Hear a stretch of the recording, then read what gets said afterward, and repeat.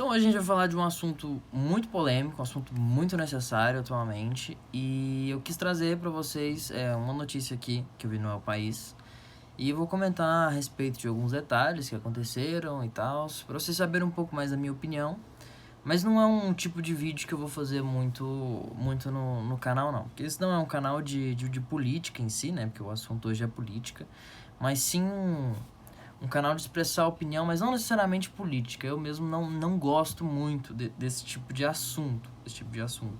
Eu acredito que no Brasil o que a gente faz aqui não é política, é mais politicagem do que o debate de ideias em si. É mais, eu vou comentar isso também depois. Nós debatemos mais pessoas, nós discutimos mais pessoas do que ideias. O debate de ideias no Brasil atualmente é muito pobre mesmo. Então, no contexto atual, o que a gente tem no cenário político atual? No cenário político atual você tem grupos, praticamente grupos. Desde 2017, 2018, você tem uma polarização muito grande entre direita, esquerda e o centro, que fica ali revezando em qual posição ele vai ter. Então você tem ali do lado da direita, que são aquelas pessoas que defendem um Estado mais light, um Estado mais leve, que defendem uma economia mais liberal, né, nesse aspecto do liberalismo. Tem pessoas também conservadoras em relações morais, em relações religiosas. E você tem a esquerda, que a esquerda defende uma maior atuação do Estado, tanto na economia quanto nas questões morais. Em questão moral, eu digo leis, costumes, essas coisas, que o Estado ele influencie mais, esteja mais presente na regulação das nossas vidas do que o que a direita pensa. A direita pensa que as pessoas têm que ser livres. Quer um exemplo? Por exemplo, a questão do posse e do porte de arma. Então, a direita defende que você tem que liberar o porte e a posse de arma para as pessoas, né? Que é uma das soluções para a violência, é um desses argumentos. E a esquerda pensa que não, que essa legalização do porte de armas traria, na verdade, um aumento da violência. Então, você tem esse aspecto, o Estado influenciando mais, o Estado influenciando menos. O conceito real, na verdade, qual o tamanho do Estado? É basicamente essa a briga entre os grupos políticos. Qual o tamanho do Estado? Deveria ser essa a briga política, mas o que acontece de fato não é isso. O que acontece de fato não é isso. O que acontece é uma disputa entre grupos, né, que a gente vê, que é basicamente, você tem, eu não vou generalizar e falar petismo ou bolsonarismo, não é isso. Mas se você for olhar para uma visão estereotipada do que acontece no Brasil, seria sim lulismo versus bolsonarismo. Se você fosse resumir em um título, provavelmente esse seria o título da visão política atual. Então vamos lá ler essa notícia para ver com mais detalhes o que está acontecendo no Brasil e por que eu trouxe isso daqui. Porque na verdade eu abri o El País hoje e só tinha notícia de política. Eu abri na seção Brasil e só tava Bolsonaro, Lula, Lula, vacina, Lula, Ciro Gomes, Haddad. Tava só isso no meu Brasil. Só isso. Antes era vacina, coronavírus, agora é só Bolsonaro, Lula, Ciro, Mandetta. Só essas coisas. E aqui esse artigo aqui resume tudo que os outros estavam falando também, que é uma visão sem nenhuma interpretação, nenhuma opinião, somente uma abordagem, assim, claro, sem opinião. Você tem que levar em consideração que a pesquisa, mesmo que esse artigo vai trazer, ela veio totalmente enviesada. E eu vou contar para vocês por quê. Então aqui, ó, Lula, Ciro e Mandetta bateriam Bolsonaro no segundo turno em 2022, mostra a pesquisa Atlas. Levantamento fechado nesta quarta-feira, marcada pela volta do petista ao palanque, mostra a resiliência da aprovação do presidente ultradireitista, 34% apoiam, e melhora da imagem do ex-ministro da Saúde. Tipo assim, você tá de brincadeira comigo. Olha aqui no início. Essa pesquisa foi feita, né? Logo após o Lula ter saído da prisão. e feito um discurso super mega populista. Não sei se vocês viram o discurso. Super mega populista. Aquele típico discurso de figura carregada que a gente teve no Brasil, teve na América Latina inteira. E aí eles fazem a pesquisa justamente no dia após o discurso. Tipo assim, é óbvio que ia estar enviesado. É óbvio que a imagem do Lula ia estar em alta depois desse discurso. Óbvio. Mas mesmo assim, a figura do presidente ultradireitista, isso também ultradireitista, Bolsonaro não é ultradireitista, ele não é ultradireita. Eu não sei nem o que é ultradireita, porque quando você vai, por exemplo, pesquisar isso nos livros dos direitistas, por exemplo, o Roger Scruton e outros que teorizam sobre isso, você não tem a definição de ultradireita. Quem que criou essa definição de ultradireita? Eu não sei o que é ultradireita. De verdade, não sei.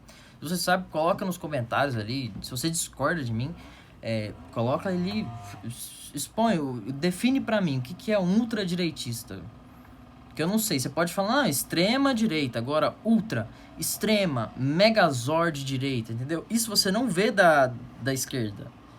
Porque a pessoa que escreveu esse artigo, obviamente, é esquerdista, não tem o que falar. Eu acho essa definição um pouco muito arcaica também.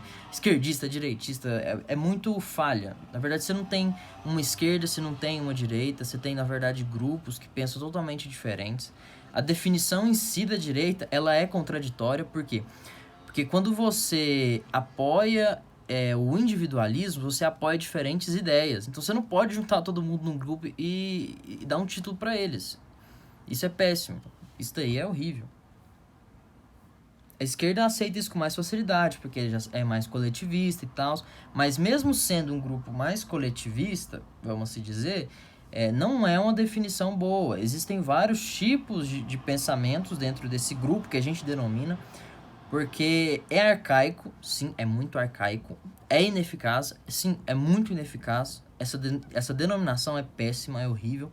Essa segregação é simplesmente péssimo para nossa pra visão de quem tá de fora, né, do cenário político. Por exemplo, e eu já comentei isso muito em lives, eu não me defino em nenhum dos espectros, né, nem direita, nem esquerda, nem centro, nem nada. Eu me defino mais como uma pessoa liberal.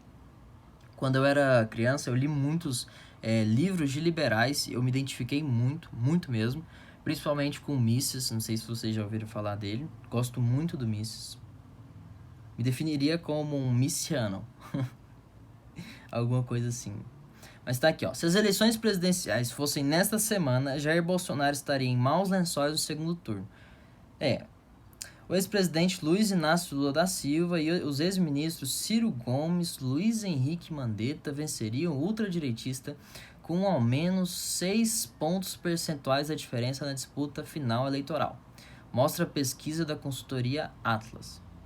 Assim, sem entrar em uma análise mais profunda, você percebe que o Brasil, de verdade, tá muito na merda. De verdade, muito na merda. Porque olha que os principais nomes que aparecem aqui pra gente na notícia. Jair Bolsonaro, que se apresentou ineficiente na administração da pandemia. Luiz Inácio Lula da Silva. Eu preciso falar alguma coisa do Lula? Eu não sei, pra mim já tá meio óbvio, né? Por que ele é uma péssima escolha? Tem gente que continua acreditando nele, tanto é que ele é um dos expoentes aqui da política brasileira. Ciro Gomes, não sei se vocês olharam o plano do Ciro Gomes, plano econômico, mas era imprimir moeda. Assim, em pleno século XXI, tem gente que acredita nisso, que se imprimir mais moeda vai ter mais dinheiro para a população. O Luiz Henrique Mandetta, eu não tenho nada contra, mas ele não tomou posicionamento, ele não quis enfrentar o presidente, né? A nova ministra, ela já mandou a real pro Bolsonaro, falando que ela seria independente, ele não meteria a força no que deu. O Mandetta não conseguiu segurar a batata quente, não é uma batata quente fácil de se segurar, ele tem toda a honra e o mérito do que ele fez, mas pra mim ele não merecia assim, não merecia entre aspas, ele tem pouquíssimo tempo nisso e ele não é político. Ele foi ministro não é político. De acordo com a pesquisa Atlas, numa simulação de primeiro turno das presidenciais, Bolsonaro aparece com 32,7% das intenções de voto contra Lula, com 27,4%. Na sequência aparecem ex-ministro Sérgio Moro. Assim, não tem muita coisa para falar do Sérgio Moro, não tem, de verdade. Acho que ele foi uma figura importantíssima para o Brasil atual, importantíssima, na questão do mensalão, na questão de colocar político corrupto atrás das grades, porque antes você tinha a noção de que político não era preso, de que quem era grande não ia para cadeia. E depois disso, depois da Lava Jato, você teve de verdade assim, a consciência, todo mundo já tava assim, velho, milionário, político, vai pra cadeia. Vai todo mundo pra cadeia. Se cometer crime, o juiz vai sentenciar e ele vai pra cadeia mesmo. Entendeu? Ciro Gomes, Luiz Henrique Mandetta e o governador paulista João Dória. O João Dória foi muito esperto, né? Foi muito esperto. Ele fez palanque, né? Fez a vacina de palanque eleitoral. Quis segregar a questão de São Paulo na compra da vacina. E ele foi muito esperto mesmo. E o apresentador Luciano Huck, né, que é a minha intenção de voto, Luciano Huck, eu acho que é um cara que merece mais destaque, entendeu? Merece mais destaque, sim. Sem Lula, o ex-prefeito Fernando Haddad aparece em segundo lugar com 15,4%. Pra você ver a força do Lula, o fantoche dele, se ele não existisse, ele ficava em segundo lugar. Ai, que é péssimo. Já no segundo turno isolado, o Lula ganha de todo mundo.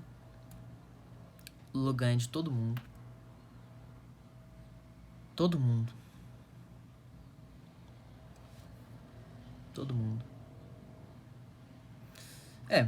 Mas só que foi o que eu disse pra vocês, né? Essa pesquisa foi feita depois do discurso dele e tal, e é meio óbvio que com a rejeição enorme do Bolsonaro, o Lula ganharia sim ganharia um destaque maior no segundo turno, essas coisas, né? Tá justificado isso, tá justificado. Eu não acho que ele ganharia no segundo turno, né? Nossa, mas todas as opções estão péssimas. Mas o que eu quero fechar o vídeo aqui falando é o que eu penso sobre isso. Eu penso que coletivismo é horrível. Coletivismo, toda forma de coletivismo pode evoluir para o populismo, que é você focar as suas ideias, focar suas crenças na imagem de um líder, acreditar nele cegamente, entregar sua liberdade para ele, que o mais importante que você tem na sociedade é a sua liberdade. É os direitos que você conquistou e o que você tem para poder agir, entendeu? É a sua idiosincrasia. Você precisa disso. É o mais importante. É a sua liberdade. E eu acredito, assim, vivamente no individualismo, que cada pessoa tem que criar uma forma de pensamento própria, deve ter suas próprias teorias para resolver os seus problemas. E com base nisso a gente deveria selecionar o líder, o representante. E não o contrário, não é com base no representante que você toma as suas opiniões, mas você cria suas opiniões ao longo da sua vida e depois elege um líder.